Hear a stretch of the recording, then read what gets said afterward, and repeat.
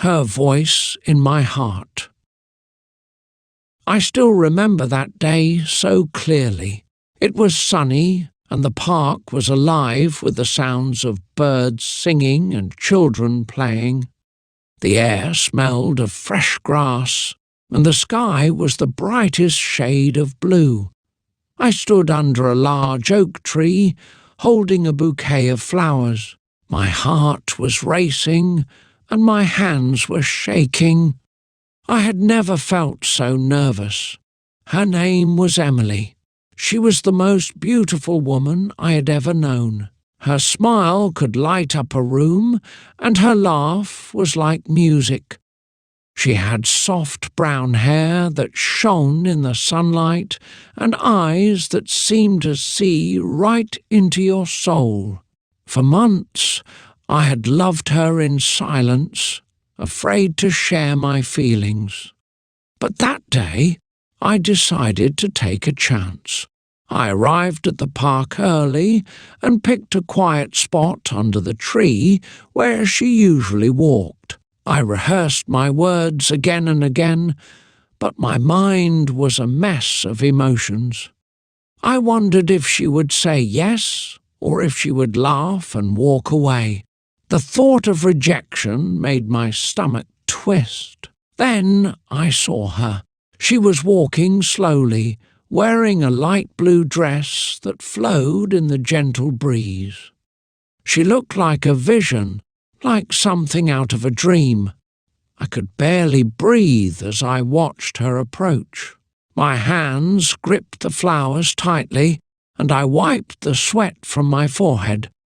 "Hi, Emily," I said, my voice shaking. She stopped in front of me, her smile warm and inviting. "Hi," she replied. Her voice was calm, and it gave me a little courage. "These are for you," I said, holding out the flowers. She took them, her eyes sparkling with surprise. "They're beautiful," she said, looking at me with curiosity. "What's the occasion?" I swallowed hard and took a deep breath. "I have something to tell you," I said. My heart was pounding so loudly that I thought she might hear it. "Emily, I love you. I have loved you for a long time, and I want to ask you something important." Her expression softened, and she tilted her head slightly, waiting for me to continue. "Will you marry me?" I asked, my voice trembling. For a moment, everything seemed to stop. The park, the birds, the children playing, it all faded away. All I could see was her face. She looked at me, her eyes full of emotion, and then she smiled. "Yes," she said simply. Her voice was steady, but her eyes glistened with happiness. That one word made my heart soar. I felt as if the whole world had opened up before me. We sat together under the oak tree, talking and laughing as the afternoon turned into evening. We dreamed about our future, about the life we would build together. The sun set slowly, painting the sky in shades of pink and orange. It felt like the universe was celebrating with us. That day, I became the happiest man alive. Emily said yes, and my world changed forever. It was the start of a journey, a story of love and hope that I carry in my heart even now. After Emily said yes, my life felt like a dream. We started planning our future together. Every day was filled with laughter, excitement and love. We talked about everything, where we would live, how many children we wanted, and the kind of life we would build. Emily loved simple things. She loved flowers, especially daisies, and she always stopped to smell them when we walked in the park. She enjoyed reading, and she could spend hours lost in a good book. I loved watching her smile as she turned the pages, her face glowing with joy. One day we visited a small cottage on the edge of the village. It had a garden full of wild flowers and a little wooden fence. Emily fell in love with it instantly. "This could be our home," she said, her eyes shining with excitement. I couldn't say no to her. We decided to save every penny to buy it. Life was not always easy. I worked long hours at a factory, and Emily taught children at a nearby school. We didn't have much money, but we had each other. That was enough. In the evenings we would sit by the fire, talking about our dreams and sharing our hopes. One cold winter night, I came home tired and hungry. Emily had made a simple dinner of soup and bread. She greeted me with her warm smile and a kiss. "I know it's hard," she said, holding my hand, "but one day all of this will be worth it." Her words gave me strength. A year passed, and we finally saved enough to buy the cottage. It wasn't perfect. The roof leaked and the windows were old, but it was ours. Together, we worked to make it a home. I repaired the roof, and Emily planted flowers in the garden. We painted the walls and fixed the broken fence. On a warm spring evening, we stood in the garden holding hands. The air was filled with the sweet scent of blooming flowers. "We did it," Emily said softly. I looked at her, my heart full of love. "Yes, we did," I replied. That little cottage became our haven. It was where we laughed, cried, and grew together. It was where we dreamed and built a life full of love. Even now, when I close my eyes, I can see it clearly. I can hear Emily's laughter and feel the warmth of her hand in mine. It was the beginning of a beautiful journey, one that I will never forget. Life in our little cottage was full of simple joys. Every morning I woke up to the sound of birds singing outside our window. Emily would already be in the garden, watering her flowers or picking fresh vegetables for breakfast. Her love for the garden made it come alive with colours and scents. We didn't have much, but we made the most of what we had. Emily baked bread every week, filling the house with a warm, comforting smell. I fixed small things around the house, like creaky doors or broken chairs. Each task brought us closer, and we always found a reason to smile. One evening we decided to invite our neighbours for dinner. Emily cooked a big meal with vegetables from our garden. I set up a table outside under the stars, hanging small lanterns to light the night. Our neighbours came with their children, and we shared stories, laughter, and food. It was a night full of happiness and friendship. As the seasons changed, so did our lives. Winters were cold, but we stayed warm by the fire, wrapped in blankets and telling stories. Summers were bright, with long walks through the fields and picnics by the river. Every moment felt special because we were together. One day, Emily surprised me with big news. She told me she wanted to learn how to play the piano. I didn't know how we could afford one, but I promised her we would find a way. For weeks, I worked extra hours, saving every coin I could. Finally, I found an old piano at a second-hand store. When I brought it home, Emily's eyes filled with tears. "You did this for me?" she asked, her voice soft with emotion. I nodded, smiling. "You make me happy every day," This is the least I can do." Watching her play her first notes on the piano became one of my favourite memories. Our little cottage was filled with music after that. Emily practised every evening, and her songs filled my heart with peace. Sometimes I would sit beside her, closing my eyes as she played. Those moments reminded me how lucky I was to have her in my life. The days passed quickly, but they were full of love and laughter. Even when things were hard, we faced them together. Our cottage was not just a house, it was a home, built with hope, hard work, and endless love. As the years went by, our love only grew stronger. Every challenge we faced brought us closer. There were days when life felt heavy, but Emily's smile always gave me strength. She had a way of turning even the hardest moments into something beautiful. One summer, a big storm hit our village. The wind was strong, and the rain poured down for hours.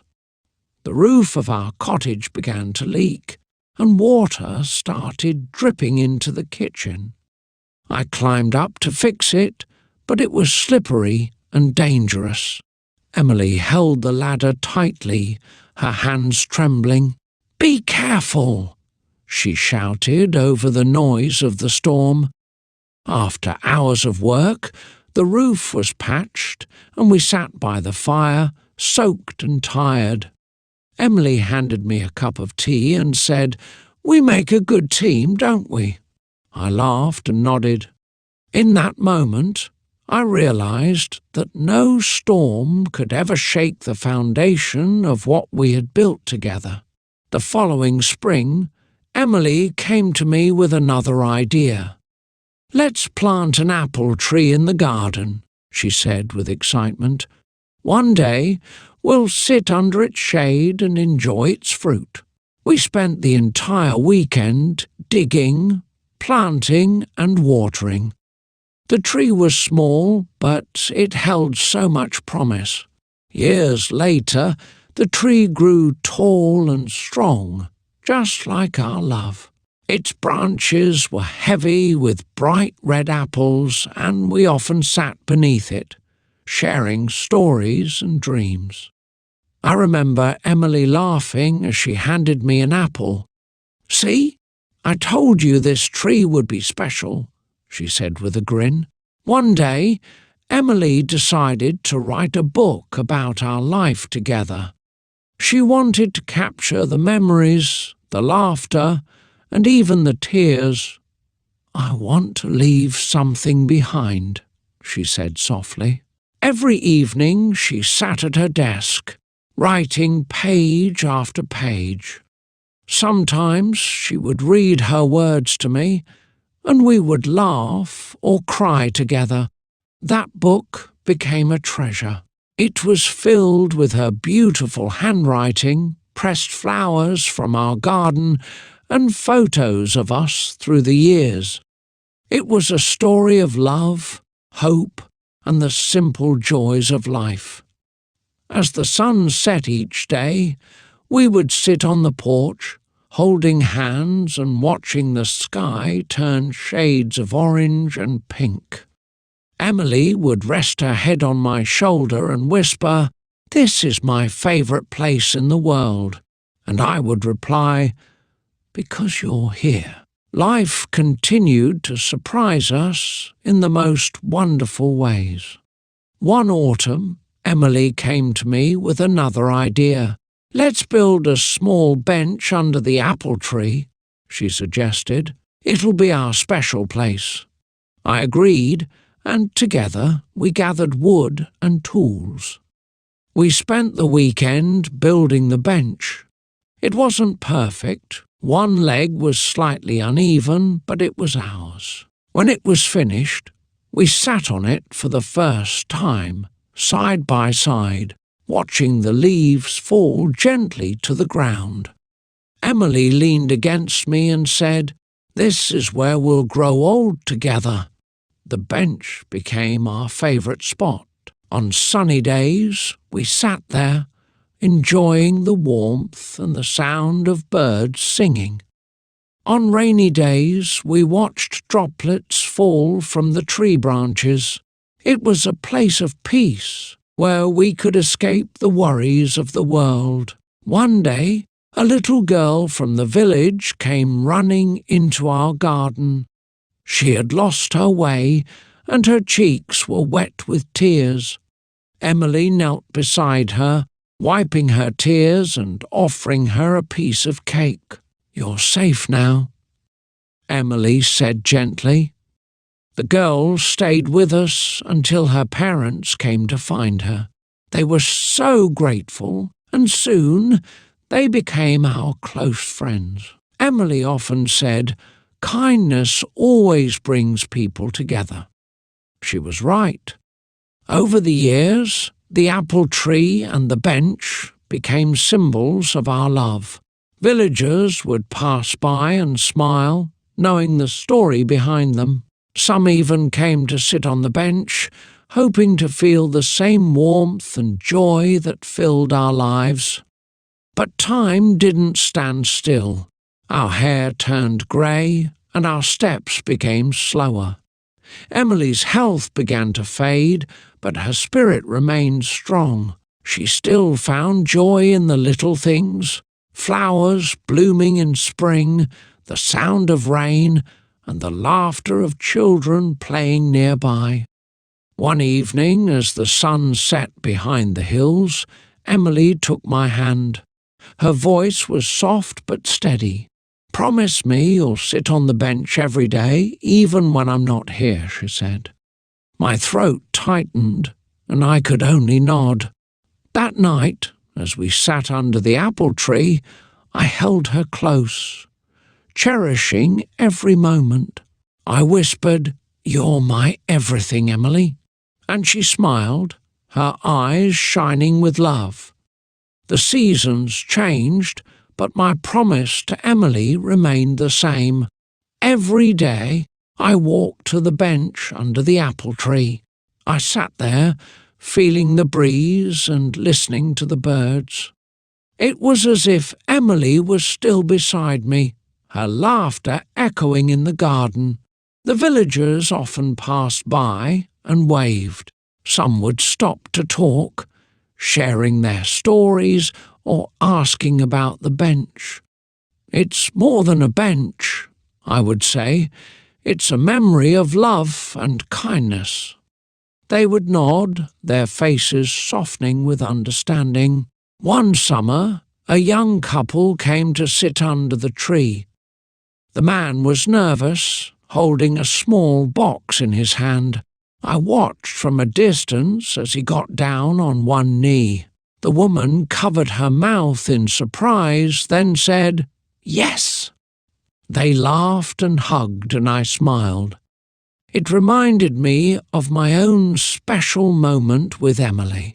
The apple tree grew taller, its branches spreading wide. Children came to play in its shade, their laughter filling the air. Sometimes they would ask me about the bench. "Did you build it?" they'd say. I'd nod and tell them, "Yes, with Emily. It was our favourite place." Years passed, and my steps grew slower. My hair turned white, and my hands trembled, but the bench remained strong, just like the love Emily and I shared. Sitting there, I felt close to her, as if time couldn't separate us. One day, as the sun dipped below the horizon, painting the sky with golden hues, I closed my eyes and smiled. I could almost hear Emily's voice, soft and warm. "I'm proud of you," she seemed to say. The bench became a part of the village's story, a place where people found peace and love. And though Emily was no longer with me, her spirit lived on in every moment, in every laugh, and in every heart. that sat under the apple tree. The villagers often say, "That bench holds more than wood, it holds a lifetime of love." And they are right. It's not just a bench, it's a promise, a memory, and a testament to the power of love that never fades.